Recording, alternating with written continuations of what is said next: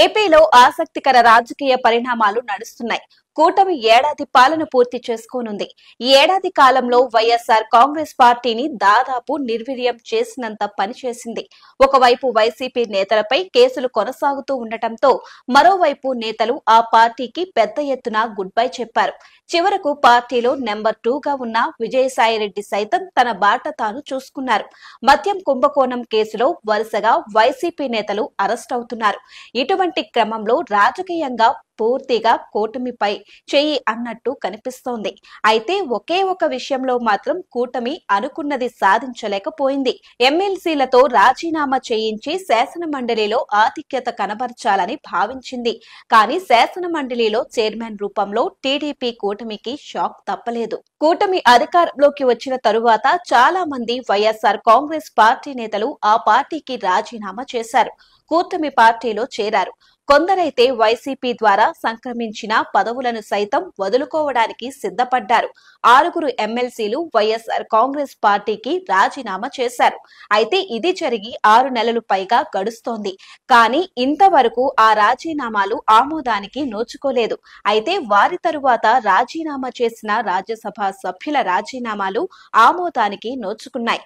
వారి రాజీనామాతో ఖాళీ అయిన స్థానాలకు ఉప ఎన్నిక కూడా పూర్తయింది. కొత్తవారు సైతం రాజ్యసభ సభ్యులుగా ఎన్నికయ్యారు. ఏకంగా రాజ్యసభలో ప్రమాణ స్వీకారం చేశారు కూడా. కానీ ఎమ్మెల్సీలు మాత్రం త్రిశంకు స్వర్గంలో ఉన్నారు. అటు వైఎస్ఆర్ కాంగ్రెస్ పార్టీలోకి తిరిగి వెళ్లలేక, కూటమి పార్టీలో చేరలేక సతమతమవుతున్నారు.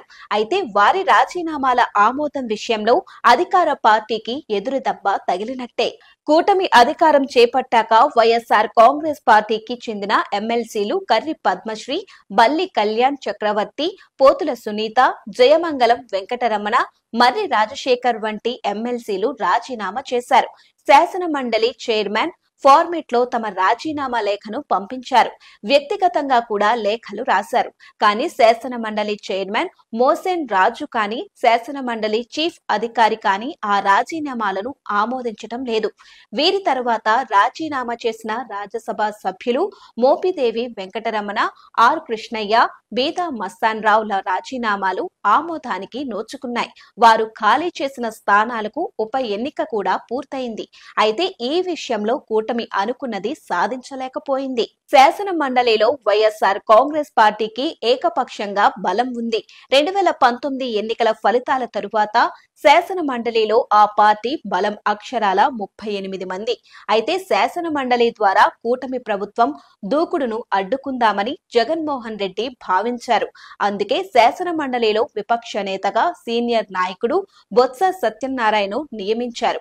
అదే సమయంలో పూర్తి విధేయతతో ఉన్నారు శాసన మండలి చైర్మన్ మోసేన్ రాజు. అందుకే వైఎస్ఆర్ కాంగ్రెస్ పార్టీ ఎమ్మెల్సీల రాజీనామాలను ఆయన ఆమోదించలేదు.